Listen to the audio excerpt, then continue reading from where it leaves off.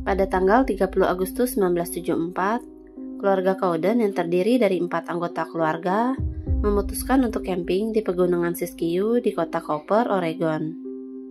Mereka adalah si ayah yang bernama Richard dan berusia 28 tahun, si ibu yang bernama Belinda dan berusia 22 tahun, anak pertama mereka yang bernama David dan berusia 5 tahun, serta si bayi Melissa yang baru berusia 5 bulan.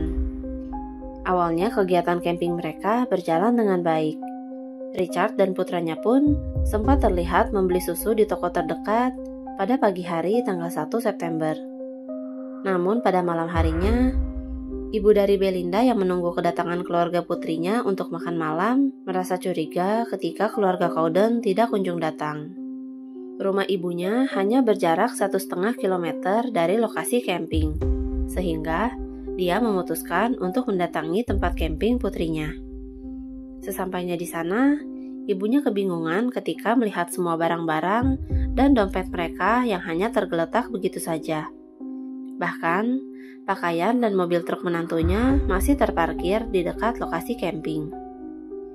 Merasa ada yang janggal, si ibu menghubungi pihak berwajib. Dalam beberapa hari berikutnya, pencarian besar-besaran dilakukan untuk mencari keluarga Cowden. Para petugas kepolisian dibantu oleh sukarelawan, anggota pramuka, Dinas Kehutanan Amerika Serikat, sampai Garden Nasional Oregon ikut melakukan pencarian. Lebih dari 150 orang diinterview oleh polisi. Salah satunya merupakan sebuah keluarga dari Los Angeles yang mengaku kalau pada hari itu mereka sempat ke area camping tersebut. Lalu, mereka melihat ada sebuah truk yang parkir di belakang truk korban. Di dekat truk itu berdiri 2 orang pria dan 1 wanita. Ketiganya terlihat cemas dan menunjukkan sikap aneh, seakan ingin agar mereka segera pergi dari sana. Sehingga, keluarga dari Los Angeles ini pun merasa tidak nyaman dan segera pergi.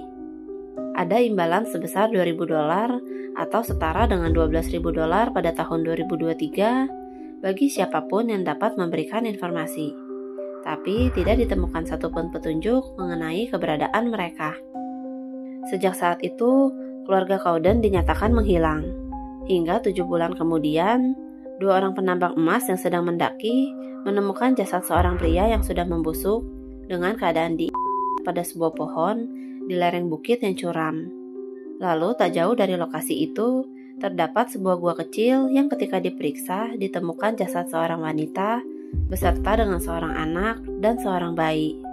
Padahal, lokasi itu sudah sempat diperiksa oleh sukarelawan yang merupakan penduduk setempat. Namun tidak ditemukan apa-apa. Sehingga kuat dugaan kalau jasad-jasad itu baru diletakkan di sana setelah pencarian.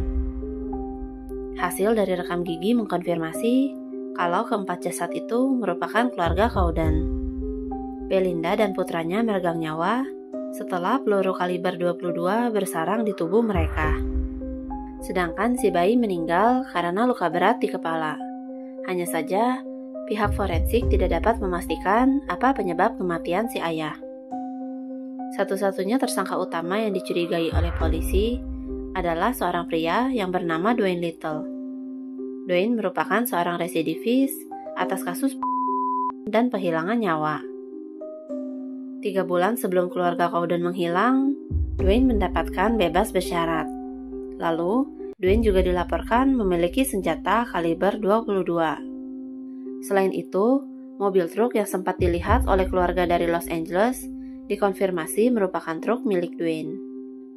Lalu, pemilik kabin di sekitar area camping mengatakan pada polisi kalau Dwayne dan orang tuanya sempat mengisi buku tamu pada tanggal 2 September, atau 1 hari setelah keluarga Cowden menghilang.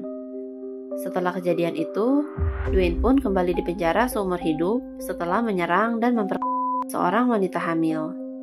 Di dalam penjara, Dwayne mengakui pada teman satu selnya mengenai penghilangan nyawa yang dia lakukan pada keluarga Cowden. Tapi sayangnya, Dwayne tidak pernah dituntut atas 4 nyawa yang dia habisi.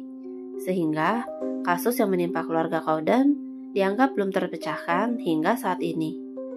Subscribe akun YouTube aku untuk dengerin cerita lainnya. Biar aku yang bacain dan kamu yang dengerin.